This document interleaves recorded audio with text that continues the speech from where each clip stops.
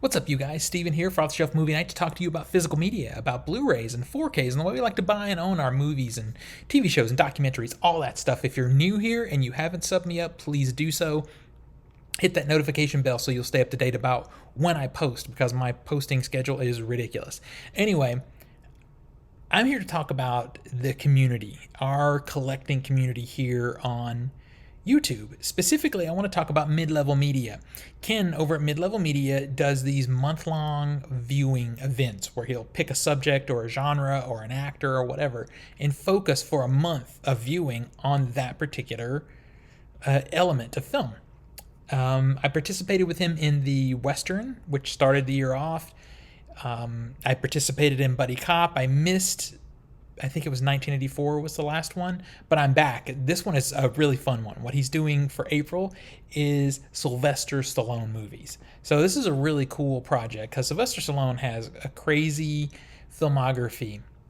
There's a lot of bad movies in there, but there's a ton of fun to be had in his filmography also, and there's some really quality stuff in there too. So what I want to do is give you 5 films that I think aren't just fun, they're just good freaking movies. And he has more than 5. You know, he has some really great films in his filmography. I'm not even talking about the First Blood or Rocky. Those are great movies. They are.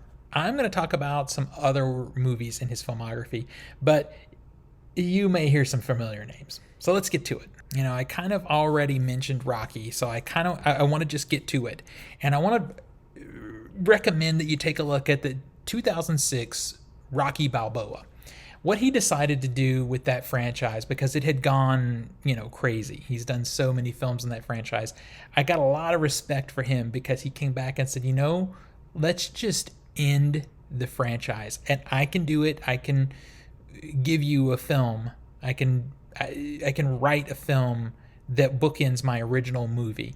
And you know what? He did. Rocky Balboa is the second best film in the Rocky franchise, and everyone saw how good it was when the movie came out, but for some reason it's not talked about as much now as it was. And that's a shame, because it should be up there in that level of classic filmmaking, because it represents so much. It represents the journey that franchise has taken, but then it calls back to what made it great in the first film. I highly recommend it. Like I said, no one's talking about it anymore, but they really should be. This is a classic. He had kind of a role there because that was 2006, and in 2008, he decided to end another franchise with Rambo. Now, I like the fact that, we've talked about how I hate the new Scream movie not having a number after it, but if you think about it, the first Rambo movie was not called Rambo. A lot of people think it was called First Blood, though. And the others were also called First Blood. They just had this subtitle of, or had that name included. It's like Rambo First Blood Part 2 and all this stuff. So it's kind of cool. Again, he wanted to write something that would wrap up that franchise nicely, and it did. This is a wonderful movie. It's super violent. It calls back to the action of the 80s that kind of blew that franchise up, but it also has character and those character moments that kind of worked so well in the first film. Sadly, this movie has been overshadowed because he didn't let it end. I don't know why. This should have been the end of that franchise. It's a wonderful movie if you like action movies. I mean, this is no Oscar winner, but in the realm of action movies, it's a clean, simple story with good acting, fun action, some questionable CGI in a couple of places, but okay, that's kind of nature of the beast nowadays, right? Highly recommended. Watch this movie. Okay, let's talk about the 2021 film, The Suicide Squad. He played King Shark. Now, I know this is an ensemble piece, and in a lot of ways, his role was very small because he wasn't even on screen physically. He was the voice of King Shark, and my understanding is he was also the body movements. They also did body mapping for him so he could act out the character. Now, the reason I bring this movie up is because not only is he great in it, he is particularly great.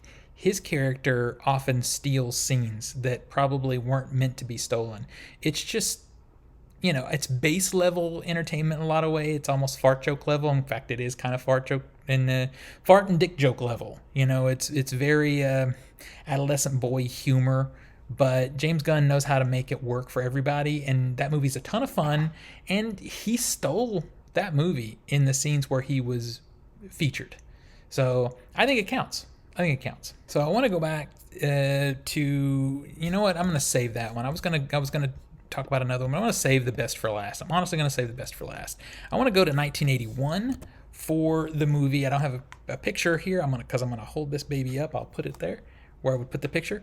The 1981 film Nighthawks.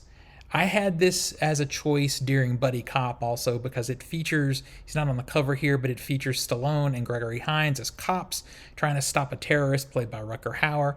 Amazing action sequences, straight up just good, solid 80s Buddy Cop type of storytelling. And again, this is not an Academy Award winning film. This does feature some one particular stunt that you're not going to see ever done again. It's incredible. But it's a good, solid action thriller, well acted and well written, with a solid direction. Highly recommended. It's a good movie. Now I'm going to talk about what I think might be Stallone's best movie in his career, period, and no one freaking talks about it, and it makes me insane because the movie is just so good, and I just feel like no one talks about it because it's Sylvester Stallone, and that movie is Copland. And I was just looking here to see the year. It came out in 1997. Stallone plays a small town cop with a hearing impairment. He put on a bunch of weight for the role so that he wasn't looking like a superhero, but he plays a small town cop in a town that's used by corrupt cops to come and I don't want to get too much into it because I feel like a lot of you guys haven't seen it, but they come to do their dirty business there, and they take advantage of him as a pushover cop. He wanted to be a detective. He wanted to be much more than he actually was. And this has an incredible cast along with Stallone. Let me just pull this up so I can. It has Ray Liotta, it has Peter Berg, Robert Patrick is in this one, Harvey Keitel, Michael Rappaport. It's just Janeane Garofalo is in it. Robert De Niro is in this movie. This is, I think, acting-wise, Stallone's best film. Rocky Balboa and, the original Rocky and a few other things are right there, but this movie is just so good. This movie doesn't rely on his muscles at all. So that's my 5 picks for Stallone films that I think are just good movies that are underappreciated. Now, if you hit me up for just general favorites, I would have to roll in, Demolition Man, the First Blood, the original First Blood. He has so many fun movies. Cliffhangers is one of those just light action films that I can always watch. There's a ton there. I just wanted to highlight a few that are talked about a lot less than they should be. So let me know your picks. If you're participating, what are you watching? If you're not participating but you love Sylvester Stallone, tell me what your favorite films are in the comments. Let's keep the conversation going.